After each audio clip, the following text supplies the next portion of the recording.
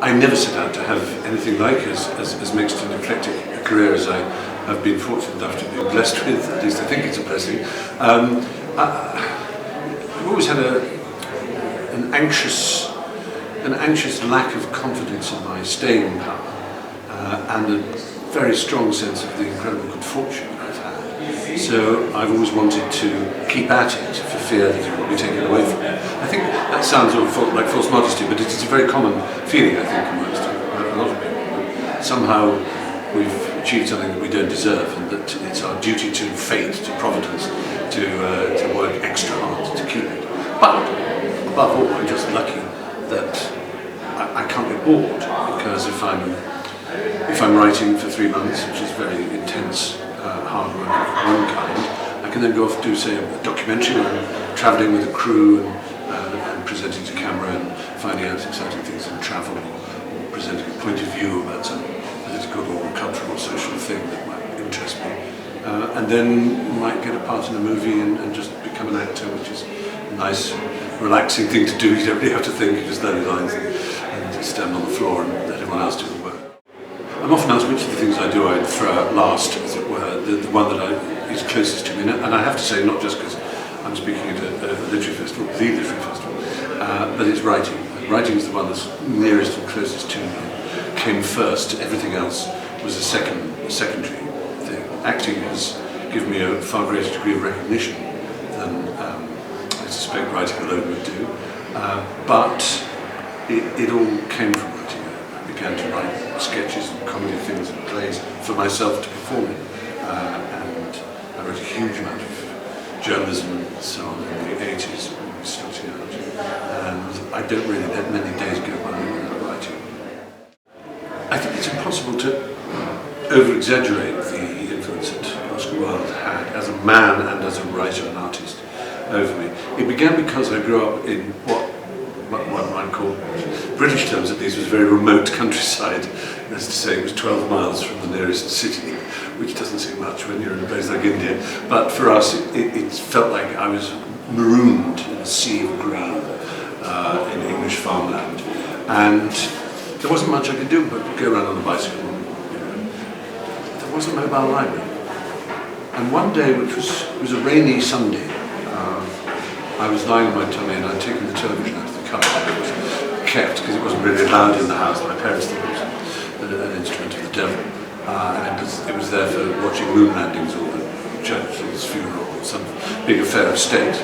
But it was raining, my father was out of the house, I think, and so I watched this film and it started to unwind, and the language of it was quite extraordinary. There was one point where a character, a young man, says to a beautiful young woman, "Would you be in any way offended if I stated quite frankly and openly, do you seem to me to be in every way the visible personification of absolute perfection?" And I just remember it was like being struck, as if I'd been punched. I was dizzy with the excitement. And I have to say, I was not an athletic child. I couldn't catch a ball. I couldn't run in a straight line. I couldn't paint. I couldn't play a musical instrument very well. I couldn't sing. And so I thought myself utterly without any possibility of achievement, anything that would make me stand out amongst other boys at school. But then when I saw language being used like that, I suddenly thought, well, maybe language can be used in the way that a pianist uses notes of music or a painter uses paint. It can entice and dazzle, seduce and delight. And so I went to my mother and I said, "What is this?" I quoted the lines in the story. She said, "Oh, that sounds like what's being honest." So the next Thursday I waited for the mobile library. This fantastic bus bowl along the corner of the lanes. And I was anxiously waiting to flag it down. There wasn't anyone there at the corner of the lens, it would just move on.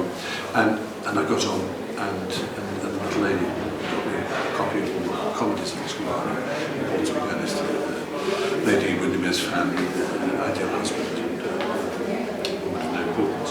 And I read them time and time again for a whole week, before giving the book back, and then got out the complete works. And I became more and more obsessed by this lord of language, the way he wrote.